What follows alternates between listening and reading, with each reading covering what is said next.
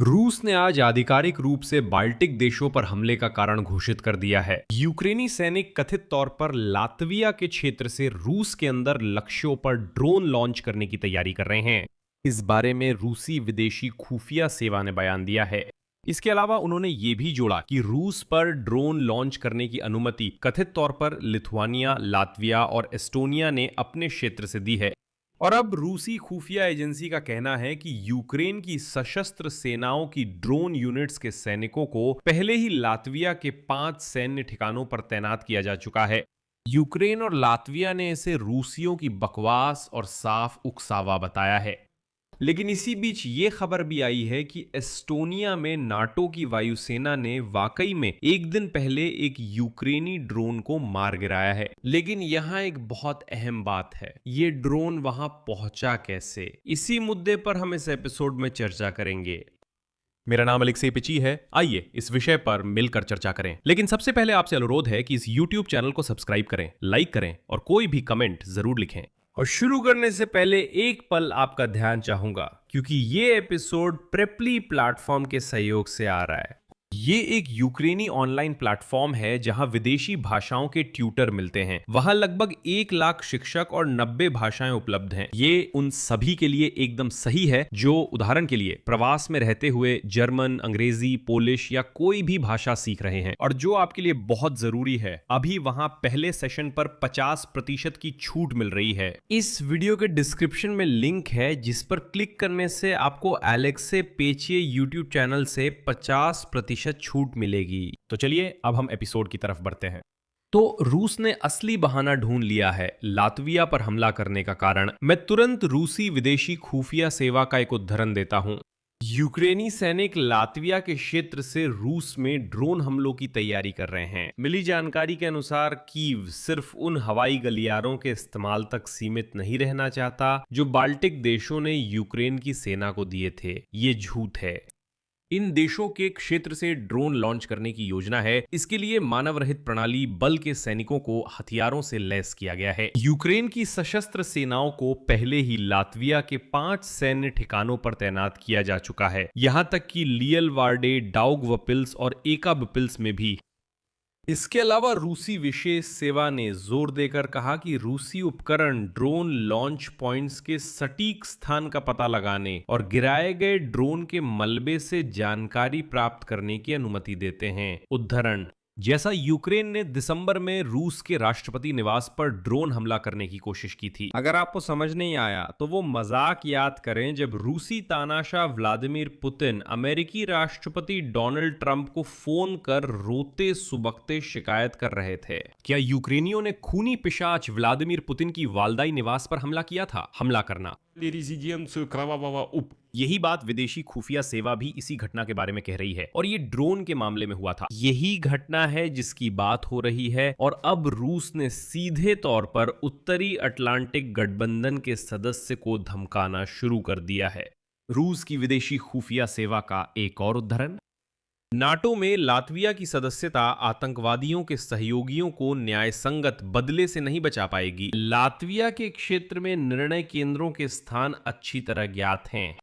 इन बयानों पर लातविया की विदेश मंत्री बेबा ब्राजी ने प्रतिक्रिया दी, जिन्होंने मॉस्को के आरोपों को सख्ती से खारिज कर दिया। उदाहरण रूस फिर झूठ बोल रहा है। इस बार उसकी विदेशी खुफिया सेवा लातविया के खिलाफ दुष्प्रचार कर रही है। तथ्य लातविया रूस पर हमलों के लिए अपना हवाई क्षेत्र उपलब्ध नहीं कराता है। ये बात रूसी प्रतिनिधियों को कई बार समझाई जा चुकी है। उनसे और क्या उम्मीद की जा सकती है? वे तो मूर्ख हैं, आखिर वे रूस के लोग हैं। लातविया के राष्ट्रपति एडगर्स रिंकेविच ने भी क्रेमलिन के बयान का खंडन किया। आगे उन्हीं का उदाहरण है, रूस झूठ बोल रहा है कि लातविया किसी देश को यह सुविधाएं देता है। लातविया के हवाई क्षेत्र या क्षेत्र का उपयोग रूस या अन्य देशों पर हमले के लिए नहीं होता। यूक्रेन विदेश मंत्रालय के प्रतिनिधि गेओर्गी तिखी ने रूसी दावे पर प्रतिक्रिया दी। उनकी आगे टिप्पणी है, मॉस्को का ताजा झूठ जिसमें यूक्रेन पर लातविया के क्षेत्र से रूस पर हमले की तैयारी का आरोप है, पूरी तरह झूठा है। रूसी झूठ उसकी व्यापक प्रचार अभियान का ही हिस्सा है जिसका मकसद अस्थिरता फैलाना है। लातविया और बाल्टिक देशों में जनमत अस्थिर करना। हम लातवियाई दोस्तों को धन्यवाद देते हैं जिन्होंने इसे उजागर किया। दुर्भाग्यवश मुझे कहना है कि रूसी सूचना अभियान आंशिक रूप से सफल हो रहा है। मैं याद दिला दूं, लातविया में यूक्रेनी ड्रोन की घुसपैठ के चलते रक्षा मंत्री और फिर पूरी सरकार को इस्तीफा देना पड़ा, बस ऐसे ही। इसके अलावा इससे पहले रूस की सुरक्षा परिषद के सचिव सर्गेई शोइगु, जो कि एक प्रसिद्ध हिरन पालक हैं, ने रूसी क्षेत्र पर ड्रोन हमलों की पृष्ठभूमि में बाल्टिक देशों को चेतावनी दी थी कि मॉस्को को आत्मरक्षा का अधिकार है। रूसी संघ के विदेश मंत्रालय ने कहा था कि उसने बाल्टिक देशों को विशेष चेतावनी दी है कि वे यूक्रेनी सेना के ड्रोन को अपनी हवाई सीमा का उपयोग न करने दें। एस्टोनिया, लातविया और लिथुआनिया ने इन आरोपों को संयुक्त बयान में खारिज किया। इन देशों के सैन्य विभागों ने जोर देकर कहा कि यूक्रेनी ड्रोन्स उनकी सीमा में इसलिए घुस आते हैं क्योंकि रूस इलेक्ट्रॉनिक युद्ध के साधनों का इस्तेमाल करता है। लातविया विदेश मंत्रालय ने कहा कि मॉस्को की आक्रामक जंग पूरे क्षेत्र में सुरक्षा घटनाओं का खतरा बढ़ाती है। और अब रूसी लोग अगली खबर को पकड़ बैठे हैं। नाटो का एक लड़ाकू विमान जो बाल्टिक क्षेत्र में हवाई क्षेत्र की निगरानी कर रहा था, 19 मई की रात को एक ड्रोन को मार गिराया। एस्टोनिया के रक्षा मंत्री हान्नो पेवकुर के अनुसार सबसे अधिक संभावना है कि ये एक यूक्रेनी ड्रोन था। लेकिन बात यह है कि वही पेवकुर ने यह भी जोड़ा कि ये एक ड्रोन था जो सिस्टम के जाम होने के कारण अपने रास्ते से भटक गया था। यानी हाँ, यूक्रेनी था, लेकिन साफ तौर पर ऐसा नहीं था कि वो पोलैंड और बाल्टिक देशों के रास्ते रूस की ओर जा रहा हो। इस संस्करण की पुष्टि एस्तोनियाई संसद की विदेश मामलों की समिति के अध्यक्ष मार्को मिखेल्सन ने भी की है। ये रहा, आपके पास अधिकार है। बाल्टिक देशों में यूक्रेनी ड्रोन की घुसपैठ की सच्चाई।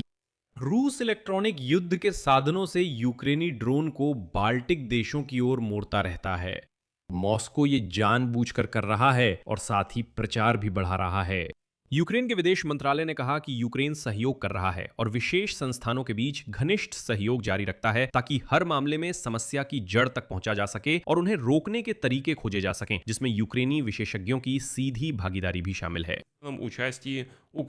और यूक्रेन के विदेश मंत्रालय ने यह भी जोर देकर कहा कि रूसी प्रचार के दावों के विपरीत एस्टोनिया, लातविया, लिथुआनिया और फिनलैंड ने कभी भी अपने हवाई क्षेत्र का इस्तेमाल रूस पर हमलों के लिए नहीं करने दिया। साथ ही यूक्रेन ने कभी भी इन देशों से ऐसी कोई मांग नहीं की है। मैं ये भी कहना चाहता हूं कि यूक्रेन आत्मरक्षा का अधिकार इस्तेमाल कर रहा है संयुक्त राष्ट्र चार्टर के अनुच्छेद 51 अनुसार, और वैध सैन्य लक्ष्य रूस के क्षेत्र में स्थित हैं। उन्हें निशाना बनाने के लिए खासतौर पर रूसी हवाई क्षेत्र इस्तेमाल होता है। इसलिए रूसियों को यूक्रेन, बाल्टिक देशों या फिनलैंड को अपने कार्यों के परिणामों और व्यापक अर्थ में अपनी आक्रामक युद्ध के लिए दोषी ठहराने का कोई अधिकार नहीं है।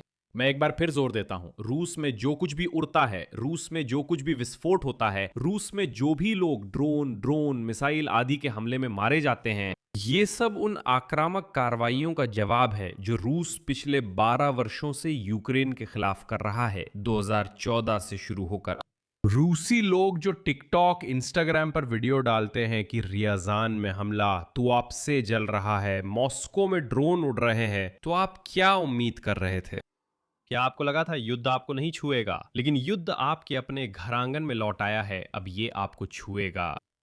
मैं यही विराम देता हूं। अपनी राय नीचे कमेंट करें, चैनल सब्सक्राइब करें, बेल आइकन दबाएं और लाइक करें। अगर आप इस YouTube चैनल के काम को सपोर्ट करना चाहते हैं तो आप इस वीडियो के डिस्क्रिप्शन में दिए गए लिंक और डिटेल्स के जरिए डोनेट कर सकते हैं। बस इतना ही। अपना ख्याल रखें। सबको अलविदा।